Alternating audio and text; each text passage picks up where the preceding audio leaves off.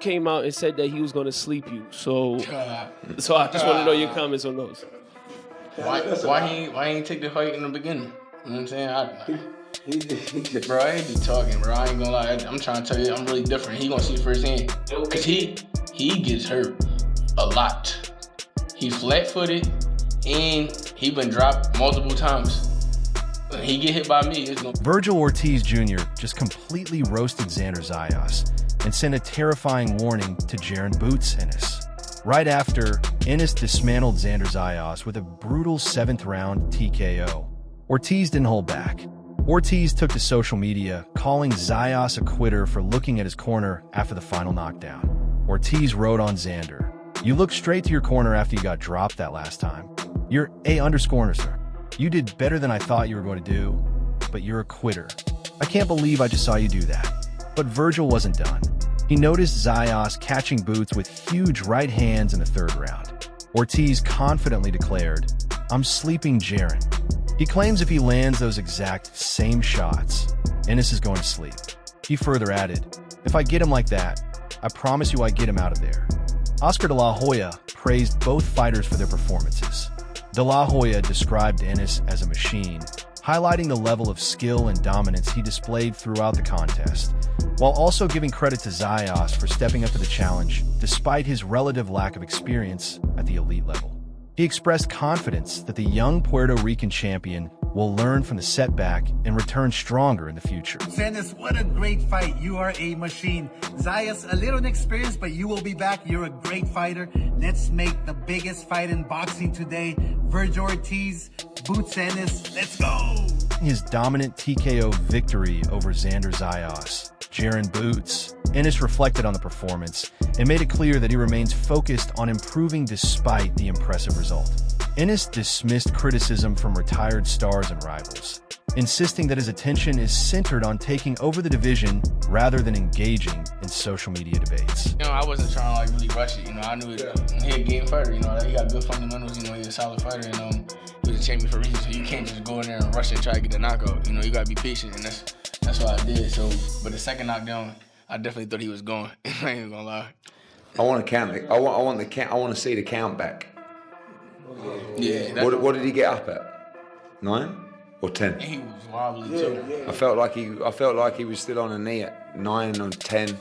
I don't believe he was on his. He also responded to comments from Vergil Ortiz Jr., questioning why previous opportunities to make that fight never materialized, and expressing confidence in how he matches up against any top contender at 154 pounds. Vergil came out and said that he was going to sleep you. So I just want to know your comments on those. Why he ain't take the fight in the beginning? You know what I'm saying? Bro, I ain't be talking, bro. I ain't gonna lie. I'm trying to tell you, I'm really different. He gonna see firsthand. Cause he gets hurt a lot.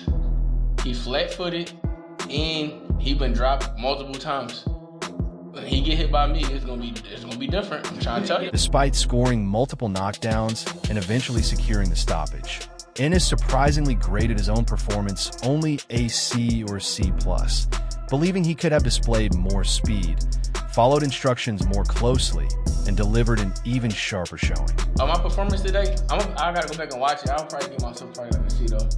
I know I'm way better than that, you know. Like a C+. You know, I'm way better than that. You know, I was to the corner a little bit, not too much. You know, it was telling me to do speed, and I was one shot popping. You know, it's the shots you don't see. You know, I should have been using a little bit more speed, but you know, everything is gonna be good. You know, we're gonna go back to the the lab and get ready. You know, and take over this division, sharpen up. Following Jaron Boots Ennis's dominant knockout victory over Xander Zayas, longtime trainer and father Derek Boozy, Ennis addressed both the performance and the criticism that often surround his son. Boozy pushed back against claims that Boots gets hit too frequently. It didn't bother me. You see me? It didn't bother me at all. I know what he can do. Then he can take a shot. You know what I mean? All y'all guys talking about Boots get hit a lot. Y'all don't say nothing about the other guys get hit. That's because Boots is relevant. You know what I mean? Boots is out there. Boots don't get hit that much. You see what I mean? How many times he got hit? Y'all just what I'm saying. Y'all keep on saying that though. Y'all gotta start speaking the truth, man. But the other guys get hit, they just get knocked down and all that. He don't prove it. You don't see a mark on his face. And he rolls with the shots, brother. I mean, he get hit with a couple nice hard shots, but he rolls with the shots. According to Boozy, Ennis rolls with punches, minimizes damage, and consistently exits fights without visible wear and tear, which he believes is proof of his defensive awareness and ring IQ. Forced that kid to speed up because he came in wanting the box, but Right. it seemed like Jaron didn't let him do No, that. you see he could outbox him too. You saw what he was doing. When he was jabbing, how many jabs he was hitting you with? In the You know what I mean? first 10 seconds. He can do that, but he loved to fight. That's why these people come to see, man. Yeah. He put on the show, man. Boozy also offered insight into the aggressive style that has made Boots one of boxing's most exciting fighters.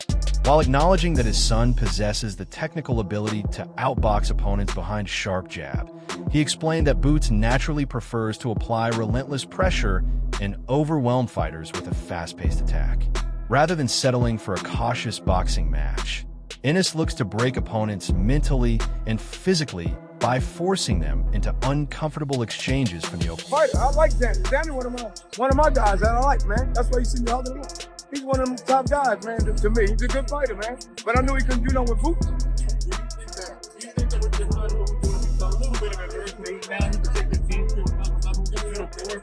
Man, I told you something. When y'all ain't seen the best of him yet, they gotta bring it out of my son. You know what I mean? You see when he bring it out, he get nasty. He like to knock everybody out, but I told him relax. Gotta relax, take your time, man. You know what I mean?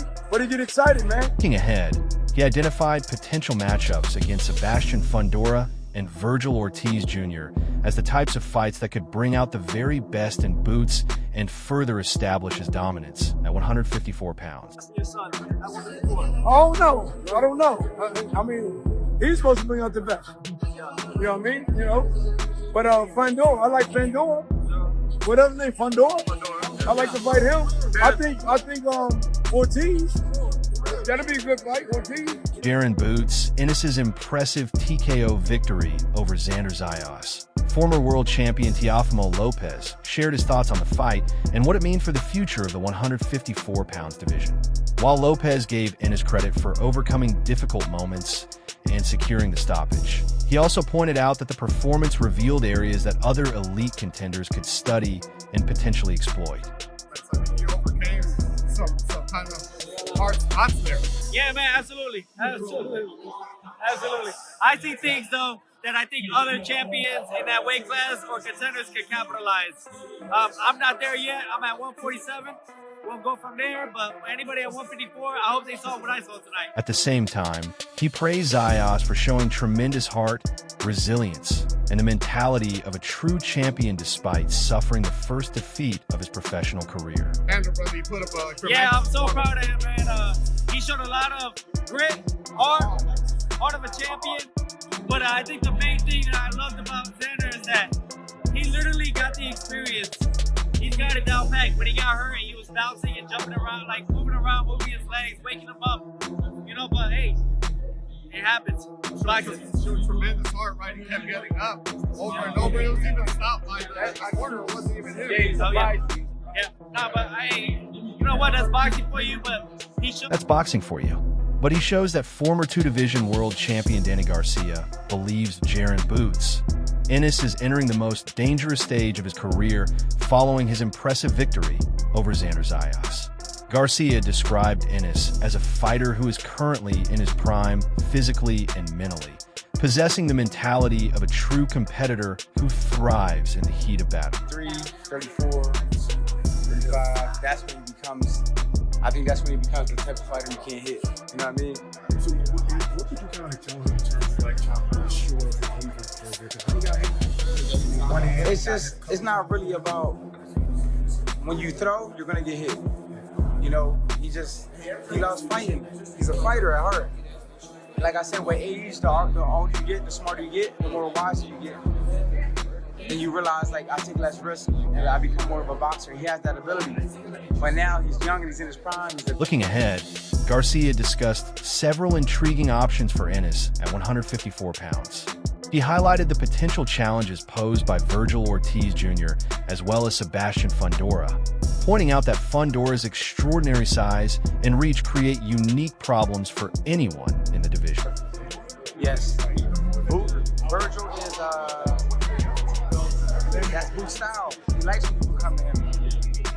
You know, you can use all his tricks. It's not gonna be nothing.